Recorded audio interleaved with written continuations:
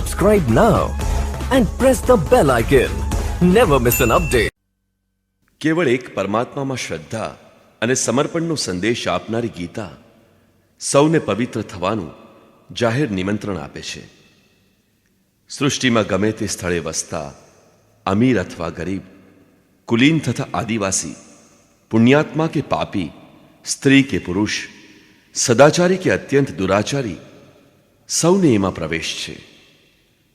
ગીતા ખાસ કરીને પાપીઓને જ એમના ઉદ્ધારનો સરળ માર્ગ બતાવે છે, કેમ કે પુણ્યાત્મા તો ભગવાનને ભજતા જ હોય છે. આ ગીતાનું અદ્વિતીય વિવેચન એટલે યથાર્થ ગીતાની આ કેસેટો.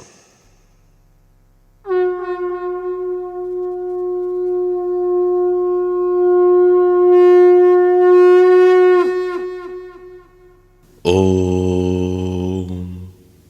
શ્રી પરમાત્મને નમઃ. યથાર્થ ગીતા, શ્રીમદ ભગવદ્ ગીતા, અધ્યાય બીજો. ગીતાનો પહેલો અધ્યાય એટલે ગીતાની પ્રવેશિકા. એના પ્રારંભમાં પથિકને પ્રતીત થનારી મૂંઝવણોનું ચિત્રણ છે. લડવાવાળા તો બધા જ કૌરવો અને પાંડવો બંને હતા, પરંતુ સંશય માત્ર અર્જુનને જ થાય છે. અનુરાગ એટલે જ અર્જુન. ઈષ્ટને અનુરૂપ રાગ જ પથિકને ક્ષેત્રજ્ઞનો સંઘર્ષ પ્રેરે છે. અનુરાગ એટલે પ્રેમ પ્રારંભની કક્ષા છે. પૂજ્ય મહારાજજી કહેતા, સદગૃહસ્થને ગૃહસ્થાશ્રમમાં રહેતા રહેતા ગ્લાનિ ઉદ્ભવે, અશ્રુપાત થવા લાગે, કંઠ રૂંધાઈ જાય, તો સમજી લેવું કે ત્યાં હવે ભજનનો આરંભ થઈ ગયો. પ્રેમમાં, અનુરાગમાં આ બધું જ આવી જાય છે. તેમાં ધર્મ, નિયમ, સત્સંગ, ભાવ બધું જ હશે. ભક્તિ એટલે કે અનુરાગના પ્રથમ ચરણમાં સ્વજનો તરફનો મોહ બાધક થાય છે. પહેલા સૌ કોઈ ઈચ્છે છે કે પરમ સત્યને પ્રાપ્ત કરી લઈએ, પરંતુ આગળ વધતા સૌને દેખાય છે કે બધા જ મીઠા સંબંધોનો ત્યાગ કરવો પડશે. ત્યારે સૌ હતાશ થાય છે. પહેલા પોતે જેને ધર્મ કર્મ માનીને કરતો હતો, એટલામાં જ તે સંતોષ માનવા લાગે છે. પોતાના મોહના સમર્થન માટે તે પ્રચલિત રૂઢિઓનું પ્રમાણ પણ રજૂ કરે છે. જેમ અર્જુને કહ્યું કે કુલ ધર્મ સનાતન છે, યુદ્ધથી સનાતન ધર્મનો લોપ થશે, કુલક્ષય થશે, સ્વચ્છંદાચાર ફેલાશે. આ અર્જુનનો ઉત્તર ન હતો, પરંતુ સદ્ગુરુ મળ્યા પૂર્વે અપનાવાયેલી એક ખોટી રીત માત્ર હતી. આવા જ ખોટી પદ્ધતિમાં ફસાઈને માનવી જુદા જુદા ધર્મ, અનેક સંપ્રદાય, નાના મોટા જૂથો અને અસંખ્ય જાતિઓની રચના કરી લે છે. કોઈ નાક દબાવે છે, તો કોઈ કાન વિંધે છે. કોઈને અડવા માત્રથી ધર્મ નષ્ટ થઈ જાય છે, તો ક્યાંક રોટી પાણીથી ધર્મ નષ્ટ થઈ જાય છે. તો શું અડવું આભડવું એ દોષ છે? કદાપી નહીં. દોષ આપણા આ ભ્રમ ફેલાવનારાઓનો છે. ધર્મના નામે કુરીતિઓ, કુરિવાજોનો ભોગ થયા છીએ, અને તેથી જ દોષ આપણો છે. મહાત્મા બુદ્ધના સમયમાં કેશ કંબલ નામે એક સંપ્રદાય હતો, જેમાં કેશને વધારીને તેનો કામળાની માફક ઉપયોગ કરવો તેને પૂર્ણતાનો માપદંડ માનવામાં આવતો. કોઈ ગૌવ્રતિક ગાયની જેમ રહેનારો હતો, તો કોઈ કુક્કુરવ્રતિક કૂતરાની જેમ ખાનાર, પીનાર કે રહેનાર હતો. બ્રહ્મ વિદ્યાને આ કશા સાથે સંબંધ નથી. સંપ્રદાયો અને કુરિવાજો, રૂઢિઓ પહેલા પણ હતા, આજ પણ છે. ઠીક તે જ પ્રમાણે કૃષ્ણ કાળમાં પણ સંપ્રદાયો હતા અને કુરિવાજો, રૂઢિઓ પણ હતા. તેમાંના એકાદ કુરિવાજનો શિકાર અર્જુન પણ થયો હતો. એણે 4 તર્ક રજૂ કર્યા. 1. યુદ્ધથી સનાતન ધર્મ નષ્ટ થઈ જશે. 2. વર્ણસંકર પ્રજા પેદા થશે. 3. પિંડોદક ક્રિયાનો લોપ થશે. અને 4. અમે લોકો કુલક્ષય દ્વારા મહાન પાપ કરવા તત્પર થયા છીએ.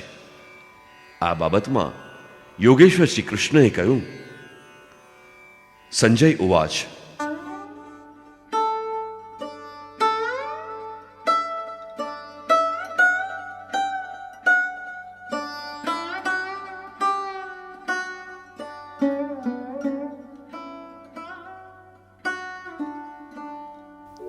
તંતથા કૃપયાવિષ્ટમ અશ્રુપૂર્ણાકુલેક્ષણમ વિષીદन्तમિદં વાક્યમ ઉવાચ મધુસૂદનઃ.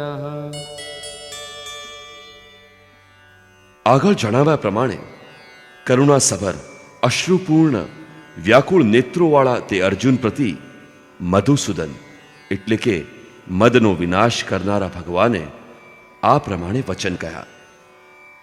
શ્રી ભગવાન ઉવાચ.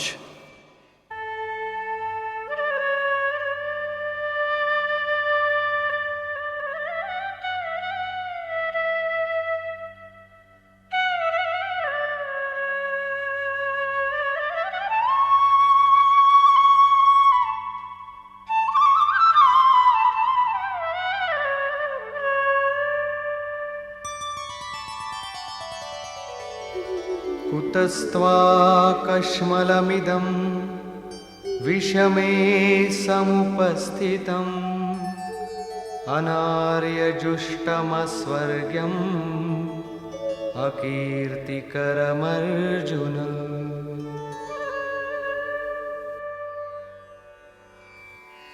હે અર્જુન, આ વિષમ સ્થળે તને વળી આ અજ્ઞાન ક્યાંથી ઉપજ્યું?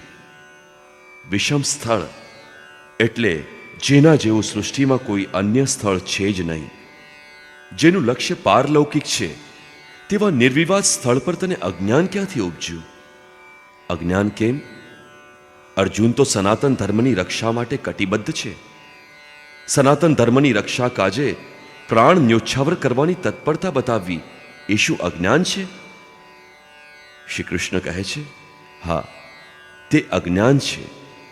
સમર્થ પુરુષો દ્વારા ન તો એ આચરણમાં મુકાયું છે, ન તો તે સ્વર્ગ આપનારું છે, વળી તે કીર્તિ પ્રાપ્ત કરાવનારું પણ નથી. સન્માર્ગ પર જે દ્રઢતાપૂર્વક આરૂઢ છે તેને જ આર્ય કહેવાય છે. પરિવાર માટે મરી ફીટવું એ જો અજ્ઞાન ન હોત તો મહાપુરુષો એ માર્ગે જરૂર ચાલ્યા હોત. જો કુલધર્મ જ સત્ય હોત તો તે સ્વર્ગ અને કલ્યાણ માર્ગનું સોપાન અવશ્ય બની જાત. તે કીર્તિદાતા પણ નથી.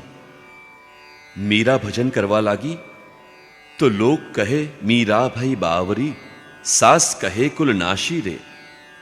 જે પરિવાર, કુળ અને મર્યાદા માટે સાસુ વલખા મારી રહી હતી, આજે કુળવતી સાસુને કોઈ જાણતું નથી. વિશ્વ મીરાને જાણે છે. બરાબર તે જ પ્રમાણે પરિવાર માટે જે હેરાન થાય છે એની કીર્તિ ક્યાં સુધી રહેશે? જેમાં કીર્તિ નથી, કલ્યાણ નથી, શ્રેષ્ઠ પુરુષોએ ભૂલમાં પણ જેનું આચરણ કર્યું નથી એ વાત જ પુરવાર કરે છે કે તે અજ્ઞાન છે. માટે જ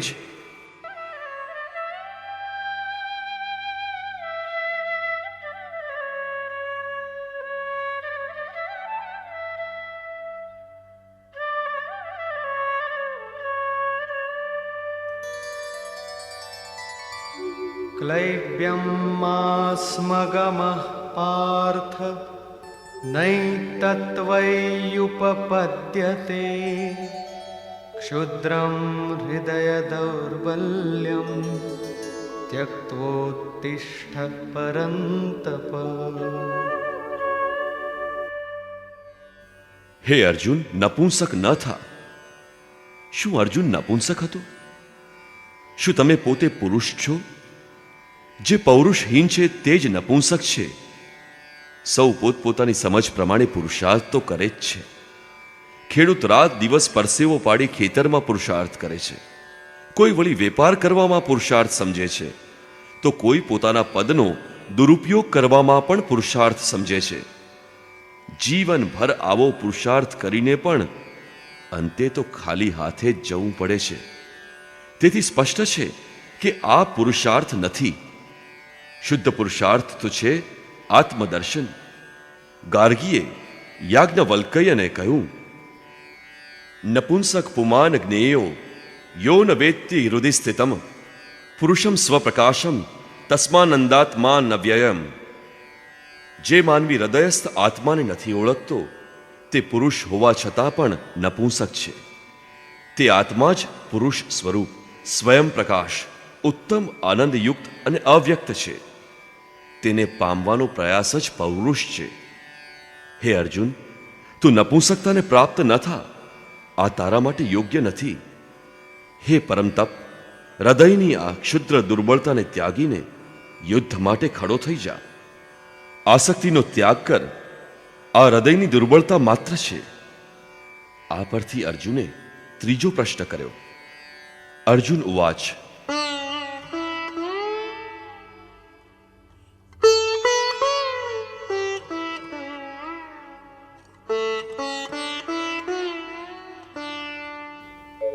કથમ ભીષ્મમહં સંખ્યે દ્રોણં ચ મધુસૂદન ઇષુભિઃ પ્રતિયોત્સ્યામિ પૂજાર્હા વરિસૂદન.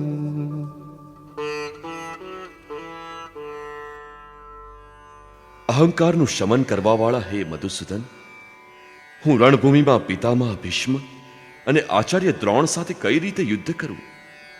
હે હરિસૂદન, તેઓ બંને મારા પૂજનીય છે. દ્વૈત એ જ ત્રણ. પ્રભુ અલગ છે, આપણે અલગ છીએ. દ્વૈતનું આ ભાન જ પ્રાપ્તિની પ્રેરણાનો પ્રારંભિક સ્ત્રોત છે. આ જ દ્રોણાચાર્યનું ગુરુત્વ છે. ભ્રમ એ જ ભીષ્મ છે. જ્યાં સુધી ભ્રમ છે ત્યાં સુધી બાળકો, પરિવાર, સગા સંબંધી બધા જ આપણા લાગે છે. પોતાનું લાગવું એ ભ્રમનું માધ્યમ છે.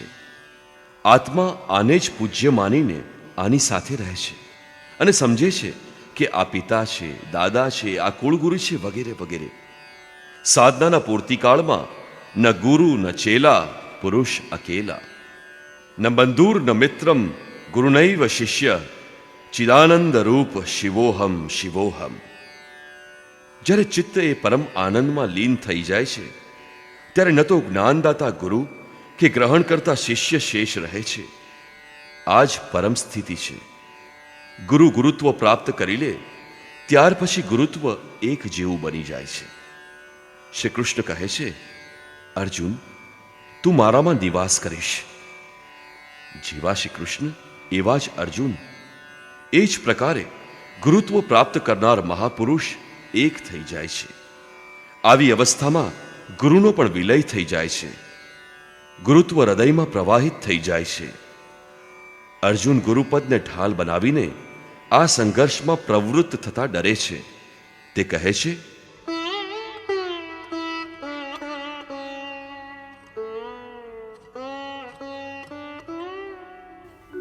ગુરુન હત્વા હિ મહાનુભાવાન શ્રેયો ભોક્તુમ ભૈક્ષમપીહ લોકે હત્વાર્થકામાસ્તુ ગુરૂનિહૈવ ભુંજીય ભોગાન રુધિર પ્રદિગ્ધાન. આ બધા મહાનુભાવ ગુરુજનોને મારવા કરતા તો હું આ લોકમાં ભીખ માગીને અન્ન મેળવવાનું શ્રેષ્ઠ સમજુ છું. અહીં ભિક્ષાનો અર્થ ઉદર પોષણ માટે ભિક્ષા માગવાનો નથી, પરંતુ સત્પુરુષોની નાની મોટી સેવા દ્વારા તેમની પાસેથી કલ્યાણની યાચના જ ભિક્ષા છે. અન્નમ બ્રહ્મેતિ વ્યાજનાત. અન્ન એકમાત્ર પરમાત્મા છે. તેને પ્રાપ્ત કરીને આત્મા સદાને માટે તૃપ્ત થઈ જાય છે, ક્યારેય અતૃપ્ત રહેતો નથી. આપણે મહાપુરુષોની સેવા અને યાચના દ્વારા ધીમે ધીમે બ્રહ્મ પિયુષ પ્રાપ્ત કરીએ, પરંતુ આ પરિવાર ન છૂટે. આ જ અર્જુનની ભિક્ષાન્નની ઈચ્છા છે. સંસારમાં મોટા ભાગના લોકો આવું જ કરે છે. તેઓ ઈચ્છે છે કે પારિવારિક સ્નેહ સંબંધ અકબંધ રહે અને મુક્તિ પણ શનૈય શનૈય પ્રાપ્ત થાય. પરંતુ ચાલવાવાળા પથિક માટે જેના સંસ્કાર આનાથી ઊંચા છે, જેનામાં સંઘર્ષ કરવાની ક્ષમતા છે, સ્વભાવમાં ક્ષત્રિયપણું વહી રહ્યું છે, તેમના માટે ભિક્ષાન્ન નથી. પોતે શ્રમ ન કરવો અને યાચના કરવી તે ભિક્ષાન્ન છે. ગૌતમ બુદ્ધે પણ મજ્ઝિમ નિકાયના ધમ્મદાયાદ સૂતમાં આ ભિક્ષાન્નની આમિષદાયાદ માંસાહાર કહીને તેને ત્યાજ્ય માનેલું છે. જ્યારે શરીર ધારણ કરવાથી બધા જ ભિક્ષુઓ હતા. આ ગુરુજનોને મારીને શું મળશે? આ લોકમાં લોહીથી ખરડાયેલા અર્થ અને કામ જ મળશે ને. અર્જુન કદાચ એવું વિચારતો હતો કે ભજનથી ભૌતિક સુખોની માત્રામાં અભિવૃદ્ધિ થશે. આટલો સંઘર્ષ કર્યા પછી કેવળ આ શરીરના પોષક અર્થ અને કામના ભોગ જ મળશે, તેથી એ ફરીથી તર્ક કરે છે.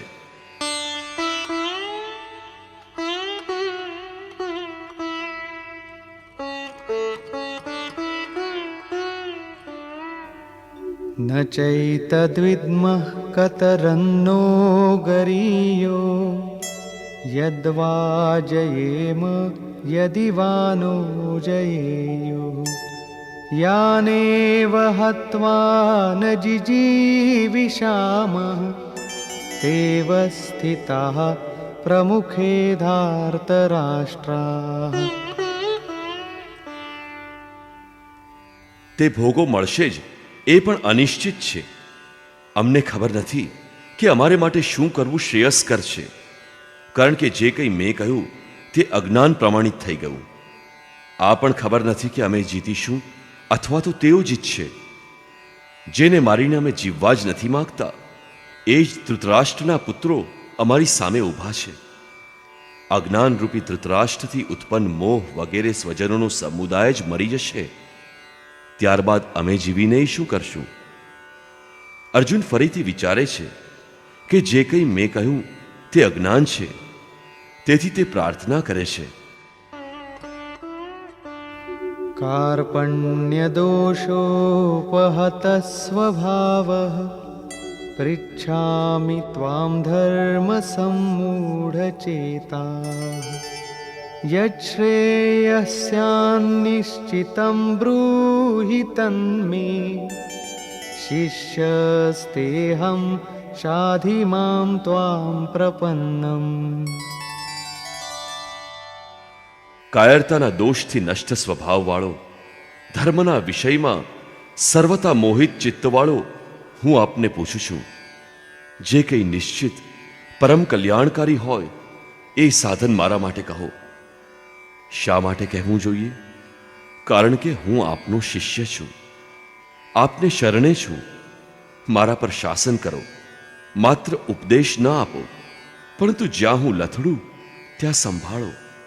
ઉચકાવી દો, અને ઉચકાવી દેવાવાળા કશાક ઉપર મને લાદી દો, લદાવી દો, અને લદાવનાર સાથે ચાલો. કદાચ પોટલું પડી જાય ત્યારે કોણ એને ઉચકાવશે? એવું જ સમર્પણ અર્જુનનું છે. અહીં અર્જુને પૂર્ણ સમર્પણ કરી દીધું. અત્યાર સુધી તે શ્રી કૃષ્ણને પોતાના સ્તરના જ સમજતો હતો. અનેક વિદ્યાઓમાં પોતાને કંઈક આગળ વધેલો માનતો હતો. આ તબક્કે વાસ્તવમાં પોતાની લગામ શ્રી કૃષ્ણને સોંપી દીધી છે. સદ્ગુરુ પૂર્તિ પર્યંત હૃદયમાં વસીને સાધક સાથે ચાલે છે. જો તે સાથે ન રહે તો સાધક પાર ન થઈ શકે. કન્યાના કુટુંબીજનો જેમ લગ્ન વિવાહ સુધી સંયમનું શિક્ષણ આપીને તેને સંભાળે છે, એ જ રીતે સદ્ગુરુ પોતાના શિષ્યના અંતરાત્માના રથી બનીને તેને પ્રકૃતિની આટીઘૂટીમાંથી બહાર કાઢીને પાર કરાવી દે છે. અર્જુન નિવેદન કરે છે કે હે ભગવાન, હજી એક વાત છે.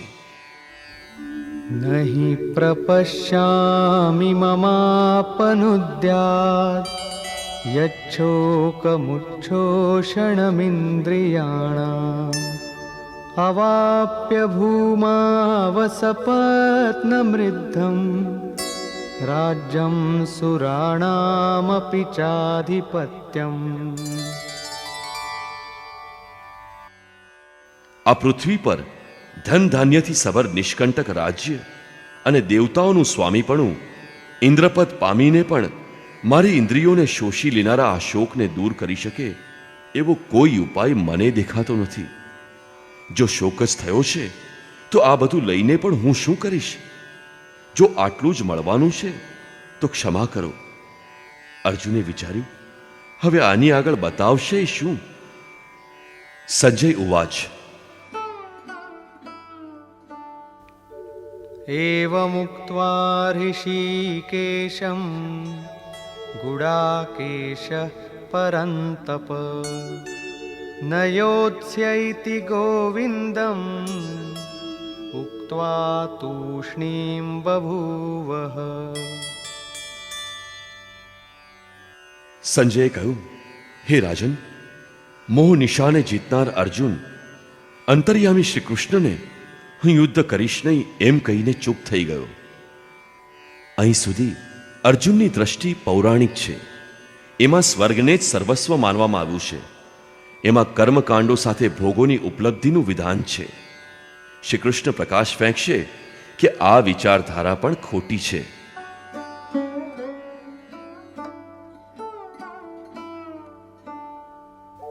तमुवाच ऋषिकेशः प्रहसन्निव भारत सेनयोरुभयोर्मध्ये विषीदन्तमिदं वचः।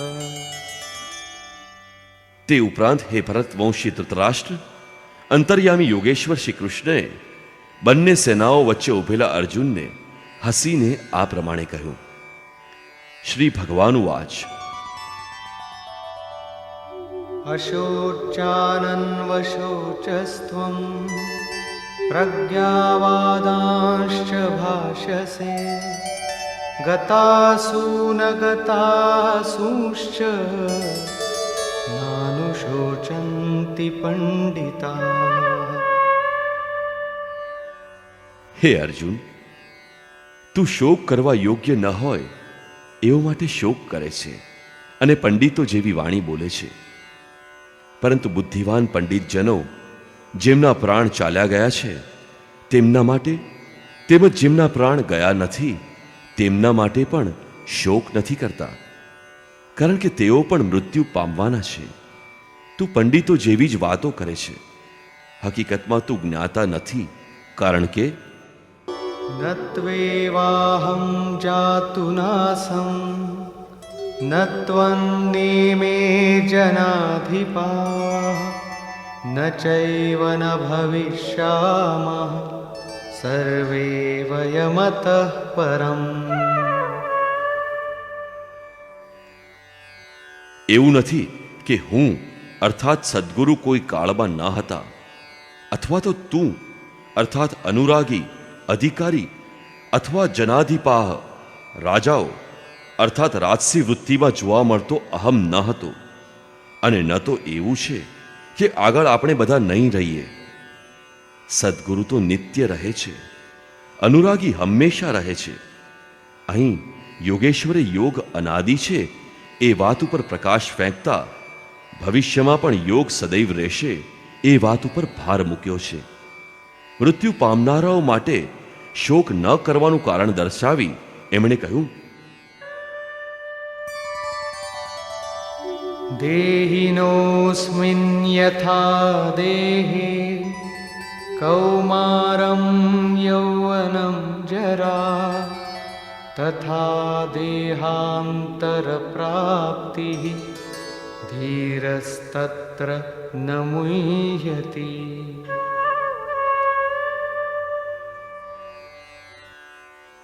જીવાત્માની આ દેહમાં કૌમાર્ય, યૌવન અને વાર્ધક્ય એવી ત્રણ અવસ્થા હોય છે. તેમ જુદા જુદા શરીરોની પ્રાપ્તિ થતી રહેતી હોય છે. તેથી ધીર પુરુષો એમાં મોહ પામતા નથી. ક્યારેક તમે બાળક હતા, ધીમે ધીમે યુવાન થયા એટલે તમે મરી તો નથી ગયા, વળી પાછા વૃદ્ધ થયા.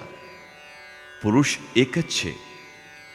આમ નવા દેહની પ્રાપ્તિ વખતે પણ કોઈ તિરાડ પડતી નથી. આવા પરિવર્તનોથી પર વસ્તુ તમને સાંપડશે નહીં ત્યાં સુધી કલેવરનું આ પરિવર્તન ચાલુ જ રહેશે.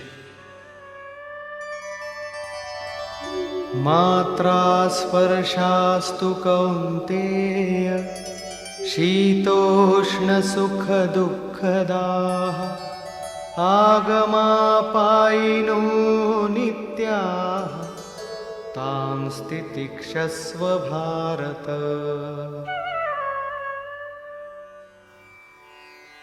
હે કુંતી પુત્ર, સુખ દુઃખ, ઠંડી ગરમીનો અનુભવ કરાવનારી ઇન્દ્રિયો અને વિષયોનું મળવું તો અનિત્ય છે, ક્ષણભંગુર છે. તેથી હે ભરતવંશી અર્જુન, તું તું આનો ત્યાગ કર. અર્જુન ઇન્દ્રિય અને વિષયના સંયોગથી મળતા સુખને યાદ કરીને જ વ્યાકુળ બન્યો હતો. કુળધર્મ, કુળગુરુઓની પૂજ્યતા વગેરે ઇન્દ્રિયો પ્રત્યેના પ્રેમમાં જ આવી જાય છે. તે ક્ષણિક છે, જૂઠા છે, નાશવંત છે.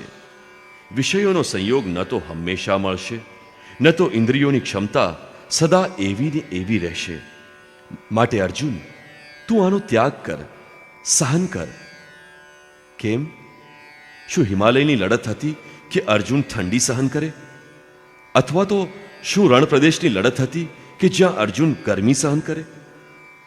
કુરુક્ષેત્ર, જેને લોકો બહાર બતાવે છે, તે તો સમશીતોષ્ણ સ્થળ છે. કુલ 18 દિવસ જ લડાઈ ચાલી. એમાં શિયાળો ઉનાળો ક્યાં વીતી ગયો? હકીકતમાં ઠંડી અને ગરમી, દુઃખ સુખ, માન અપમાન સહન કરવું એ યોગી ઉપર આધાર રાખે છે. આ તો હૃદય દેશની લડાઈનું ચિત્રણ છે. ગીતા બહારના યુદ્ધની વાત નથી કરતી. આ તો ક્ષેત્ર અને ક્ષેત્રજ્ઞનો સંઘર્ષ છે. એમાં આસુરી સંપદનું સર્વથા શમન કરી પરમાત્મામાં સ્થિતિ અપાવી દૈવી સંપદ શાંત થઈ જાય છે. જ્યારે વિકાર છે જ નહીં તો સજાતીય પ્રવૃત્તિઓ કોની ઉપર આક્રમણ કરે? તેથી પૂર્ણત્વ સાથે એ પણ શાંત થઈ જાય છે, એ પહેલા નહીં. ગીતા આંતરિક લડાઈનું ચિત્ર છે. ત્યાગથી શું મળશે? એનાથી શું મળશે આ અંગે શ્રી કૃષ્ણ કહે છે,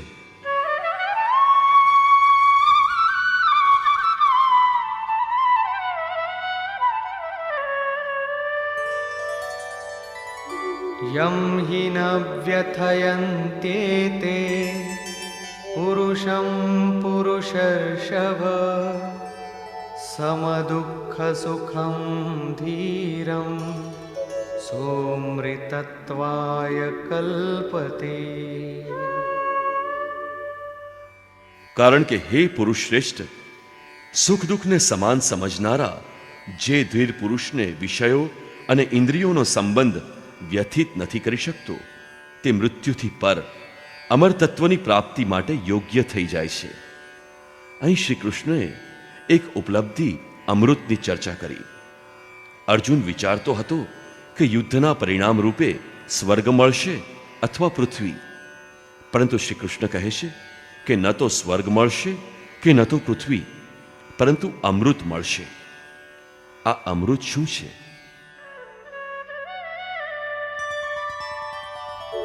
नासतो विद्यते भावो नाभावो विद्यते सतः उभयोरपि दृष्टोऽन्तः त्वनयोस्तत्त्वदर्शिभिः.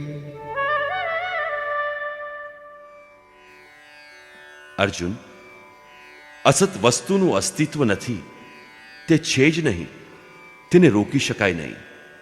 સત્યનો ત્રણેય કાળમાં અભાવ નથી, તેને મિટાવી શકાતું નથી. અર્જુને પૂછ્યું, શું ભગવાન હોવાથી આપ એવું કહો છો? શ્રી કૃષ્ણએ જણાવ્યું, હું તો કહું જ છું. આ બંનેનો ભેદ મારી જેમ તત્વદર્શીઓએ પણ જાણેલો છે. શ્રી કૃષ્ણએ એ જ સત્ય ફરીવાર કહ્યું જે તત્વદર્શીઓએ ક્યારેક જોયું હતું. શ્રી કૃષ્ણ પણ એક મહાન તત્વદર્શી પુરુષ હતા. પરમતત્વ પરમાત્માનું પ્રત્યક્ષ દર્શન કરીને તેમાં સ્થિતવાળા તત્વદર્શી કહેવાય છે. સત અને અસત શું છે એ વિશે કહે છે, अविनाशि तु तद्विद्धि येन सर्वमिदं ततं विनाशमव्ययस्यास्य न कश्चित् कर्तुमर्हति. નાશ રહિત તો તે છે જેના વડે આ સંપૂર્ણ જગત વ્યાપ્ત છે. આ અવ્યવસ્ય અવિનાશીનો વિનાશ કરવા કોઈ સમર્થ નથી. પરંતુ આ અવિનાશી અમૃતનું નામ શું છે? તે છે કોણ? अंतवन्त इमे देहा नित्यस्योक्ताः शरीरिणः अनाशिनो प्रमेयस्य तस्माद्युध्यस्व भारत। અવિનાશી, અપ્રમેય, નિત્ય સ્વરૂપ આત્માના આ બધા શરીર નાશવાન કહેવાય છે. તેથી હે ભરતવંશી અર્જુન, તું યુદ્ધ કર. આત્મા જ અમૃત છે, આત્મા જ અવિનાશી છે. એનો ત્રણેય કાળમાં નાશ થતો નથી. આત્મા જ સત છે.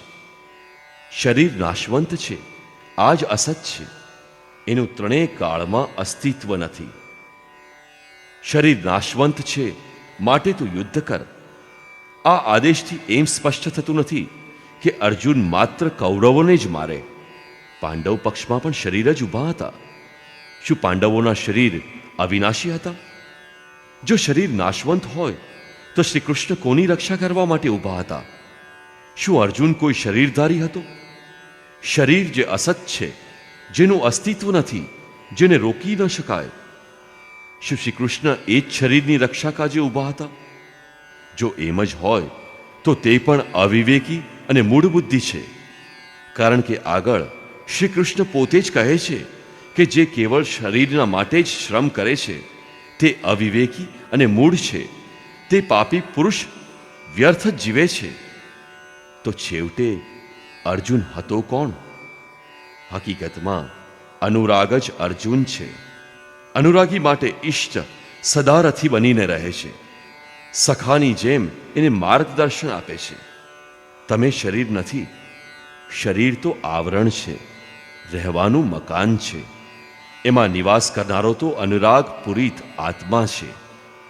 ભૌતિક યુદ્ધ મારવા કાપવાથી શરીરનો અંત આવતો નથી. એક શરીર છૂટશે તો આત્મા અન્ય શરીર ધારણ કરી લેશે. શરીર સંસ્કારોને આધીન છે અને સંસ્કાર મન ઉપર આધારિત છે. મન એવ મનુષ્યાણમ કારણમ બંધ મોક્ષોયો.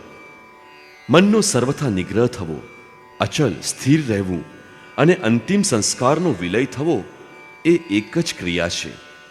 સંસ્કારોનો સ્તર તૂટી જવો એ જ શરીરનો અંત છે. આને તોડવા માટે તમારે આરાધના કરવી પડશે, જેને શ્રી કૃષ્ણએ કર્મ અથવા નિષ્કામ કર્મયોગની સંજ્ઞા આપી છે. શ્રી કૃષ્ણએ દરેક સ્થાન ઉપર યુદ્ધની પ્રેરણા આપી, પરંતુ એક પણ શ્લોક એવો નથી કે જે ભૌતિક યુદ્ધ કે મારફાડનું સમર્થન કરતો હોય. આ યુદ્ધ સજાતીય વિજાતીય પ્રવૃત્તિઓનું છે, આંતરિક યુદ્ધ છે.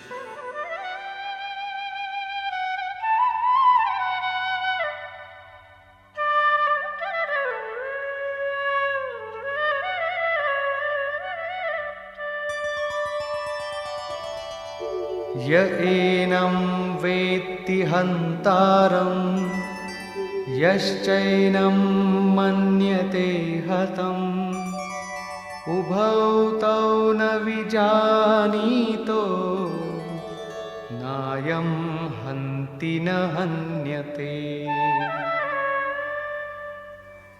જે આત્માને હણનારો માને છે તથા જે આત્માને મૃત્યુ સમજે છે એ બંને આત્માને નથી જાણતા.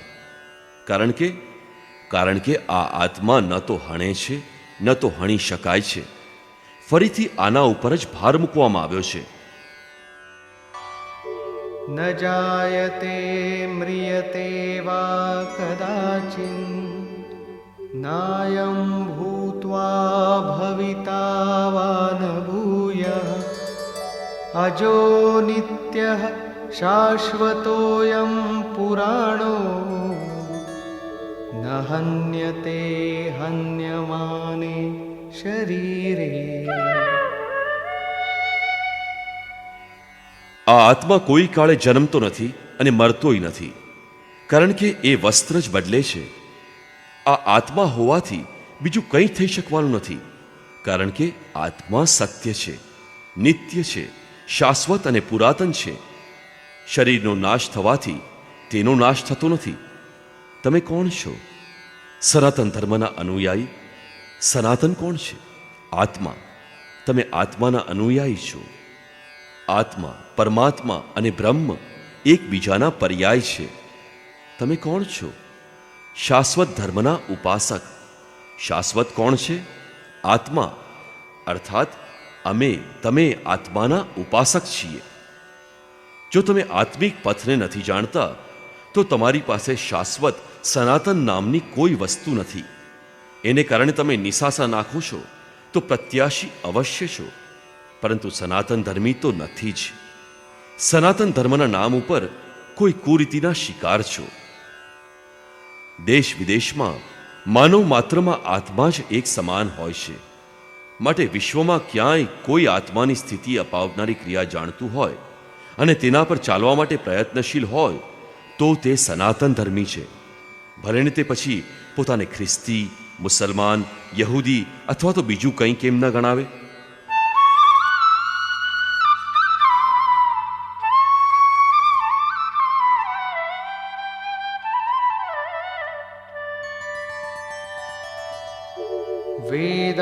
वेदाविनाशिनं नित्यं य एनमजमव्ययं कथं स पुरुषः पार्थ कं घातयति हन्तिकम्.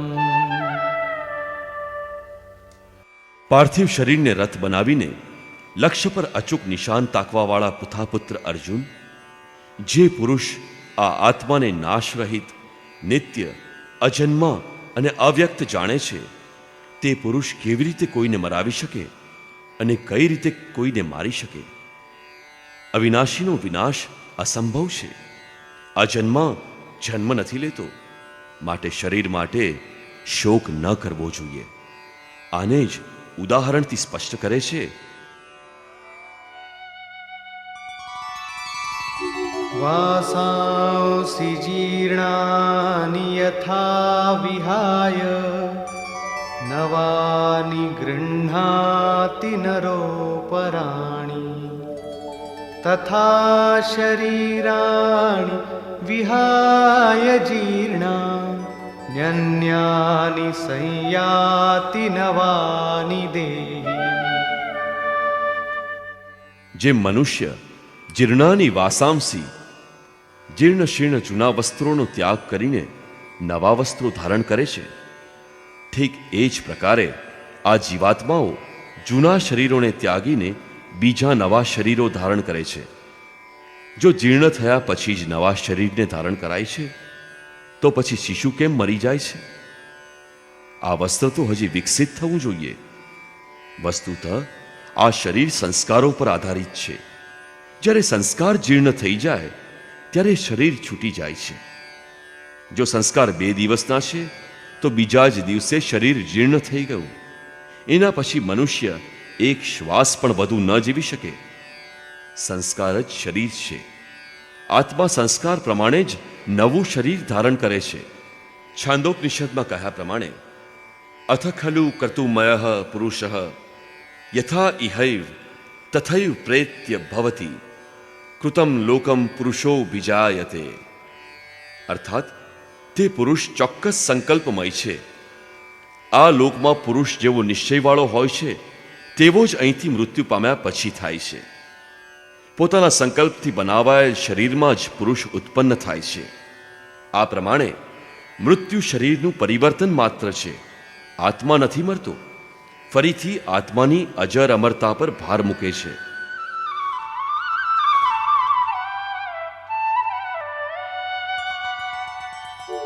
नैनं छिन्दन्ति शस्त्राणि नैनं दहति पावकः न चैनं क्लेदयन्त्यापो न शोषयति मारुतः. અર્જુન, આ આત્માને શસ્ત્રાદિ કાપી શકતા નથી, અગ્નિ બાળી શકતો નથી, પાણી ભીંજવી શકતું નથી, વાયુ તેને સૂકવી શકતો નથી. अच्छेद्योऽयमदाह्योऽयम् अक्लेद्यो शोष्य एव च नित्यः सर्वगतः स्थाणुः अचलोऽयं सनातनः. આ આત્મા અછેદ્ય છે, એને છેદી ન શકાય. આ અદાહ્ય છે, એને બાળી ન શકાય. આ અકલેદ્ય છે, તેને ભીંજવી ન શકાય. આકાશ તેને પોતાનામાં સમાવી લઈ શકતું નથી. આત્મા નિસંદેહ અશોષ્ય, સર્વવ્યાપક, અચળ, સ્થિર અને સનાતન છે. અર્જુને કહ્યું હતું, કુળ ધર્મ સનાતન છે. આવું યુદ્ધ કરવાથી સનાતન ધર્મ નષ્ટ થઈ જશે. પરંતુ શ્રી કૃષ્ણએ આને અજ્ઞાન ગણ્યું અને આત્માને સનાતન કહ્યો. તમે કોણ છો? સનાતન ધર્મના અનુયાયી. સનાતન કોણ છે? આત્મા. જો તમે આત્મ પર્યંતના અંતરને કાપવા માટે વિધિ વિશેષથી અજ્ઞાન છો, તો તમે સનાતન ધર્મ નથી જાણતા. આનું માઠું પરિણામ ભારતને ભોગવવું પડ્યું છે. મધ્યયુગમાં ભારતમાં બહારથી આવનારા મુસલમાનો ફક્ત 12,000 હતા. આજે 28 કરોડ છે. 12,000થી વધીને તે લાખો થઈ જાત, પરંતુ આ તો 28 કરોડથી પણ આગળ વધી ગયા છે. બધા હિન્દુઓ જ છે, તમારા સગા ભાઈ છે, જેમને અડવાથી અને ખાવાથી બધું નષ્ટ થઈ ગયું. તેઓ નષ્ટ નથી થયા, પરંતુ તેમનો સનાતન અપરિવર્તનશીલ ધર્મ નષ્ટ થયો. જ્યારે મેટર ક્ષેત્રમાં ઉત્પન્ન થતી કોઈ વસ્તુ સનાતનનો સ્પર્શ નથી કરી શકતી, તો સ્પર્શ કરવાથી કે ખાવાથી સનાતન ધર્મ નષ્ટ કઈ રીતે થઈ જાય? આ ધર્મ નહીં પણ કુરીતિ, ખરાબ પરિસ્થિતિ હતી. એમાં ભારતમાં સાંપ્રદાયિક વૈમનસ્ય વધ્યું, દેશનું વિભાજન થયું અને રાષ્ટ્રીય એકતાની સમસ્યા આજે પણ યથાવત છે. આ કુરિવાજોના કથાનકો ઇતિહાસમાં ભરેલા છે. હમીરપુર જિલ્લામાં 50-60 કુલીન ક્ષત્રિય પરિવાર હતા. આજે એ બધા જ મુસલમાન છે. ન તો તેઓ પર તોપનો હુમલો થયેલ હતો, ન તલવારનો. આવું શાથી થયું? અડધી રાત્રે 1-2 મૌલવી ગામના એક જ કૂવા આગળ સંતાઈ ગયા કે કોઈ કર્મકાંડી બ્રાહ્મણ સૌથી પહેલા અહીં સ્નાન કરવા આવશે. જેવો તે બ્રાહ્મણ આવ્યો કે તેઓએ એને પકડી લીધો અને મોં બંધ કરી દીધું. તેની સામે જ તેઓએ કૂવામાંથી પાણી કાઢ્યું, મોઢું માંડીને પાણી પીધું અને વધેલું પાણી એ કૂવામાં નાખી દીધું. રોટલીનો ટુકડો પણ અંદર નાખી દીધો. પંડિતજી જોતા જ રહી ગયા, લાચાર હતા. એ પછી પંડિતજીને પણ તેઓ સાથે લઈને જતા રહ્યા. એને પોતાના ઘરમાં પૂરી દીધા. બીજા દિવસે તેઓએ હાથ જોડીને પંડિતજીને ભોજન કરવા માટે વિનંતી કરી તો તેઓ બરાડો પાડી ઉઠ્યા. અરે તમે તો યવન છો, હું બ્રાહ્મણ, હું કઈ રીતે ખાઈ શકું? તેઓએ કહ્યું, મહારાજ, અમને તમારા જેવા વિચારશીલ પુરુષોની જરૂરત છે, ક્ષમા કરો. પંડિતજીને છોડવામાં આવ્યા. પંડિતજી પોતાને ગામ આવ્યા. જોયું કે લોકો કૂવાના પાણીનો પૂર્વવત ઉપયોગ કરી રહ્યા છે. તે અનશન કરવા લાગ્યા. લોકોએ કારણ પૂછ્યું ત્યારે તેઓ બોલ્યા, યવનો આ કૂવાની પાળ ઉપર ચડી ગયા હતા. મારી સામે જ તેમણે આ કૂવાને એઠો કર્યો હતો અને એમાં રોટલીનો ટુકડો પણ નાખી દીધો હતો. ગામના લોકો છક થઈ ગયા. પૂછ્યું, હવે શું થશે? પંડિતજીએ કહ્યું, હવે શું? ધર્મ નષ્ટ થઈ ગયો. એ સમયમાં લોકો શિક્ષિત ન હતા. સ્ત્રીઓ અને શુદ્રો પાસેથી શિક્ષણ મેળવવાના અધિકાર ક્યારનાય છીનવાઈ ગયા હતા. વૈશ્યો ધન ઉપાર્જનને પોતાનો ધર્મ માની બેઠા હતા. ક્ષત્રિયો ચારણોના પ્રશસ્તિ ગાનોમાં ખોવાયેલા હતા. એટલામાં અન્નદાતાની તલવાર વિંજાણી, વીજળી ચમકવા માંડી, દિલ્હીનું સિંહાસન ડોલવા માંડ્યું. સન્માન મફતનું મળતું હોય તો શા માટે ભણવું જોઈએ? ધર્મ સાથે તેઓને શી લેવા દેવા? ધર્મ ફક્ત બ્રાહ્મણોની વસ્તુ રહી હતી. તેઓ જ ધર્મસૂત્રોના રચયિતા, તેઓ જ વ્યાખ્યાકાર અને તેઓ જ સાચા જૂઠાના નિર્ણાયક હતા. જ્યારે પ્રાચીન કાળમાં સ્ત્રીઓને, શુદ્રોને, વૈશ્યોને, ક્ષત્રિયોને તેમજ બ્રાહ્મણોને વેદ ભણવાનો અધિકાર હતો. પ્રત્યેક વર્ગના ઋષિઓએ વૈદિક મંત્રોની રચના કરેલી છે. શાસ્ત્રાર્થ નિર્ણયમાં ભાગ પણ લીધો છે. પ્રાચીન રાજાઓએ ધર્મના નામ પર આડંબર ફેલાવવા બદલ દંડ પણ આપેલા છે. ધર્મપરાયણોનો સમાદર પણ કરવામાં આવ્યો છે. પરંતુ મધ્યયુગમાં ભારતમાં સનાતન ધર્મનું યથાર્થ જ્ઞાન ન હોવાથી ઉપરોક્ત ગામના નિવાસીઓ એક ખૂણામાં ઊભા રહી ગયા અને ધર્મનો રાસ થઈ ગયો. કેટલાક લોકોએ તો આ અપ્રિય શબ્દ સાંભળીને આત્મહત્યા કરી લીધી. પરંતુ બધા જ લોકો પ્રાણનો અંત કઈ રીતે લાવી શકે? આથી બીજો ઉકેલ શોધવો પડ્યો.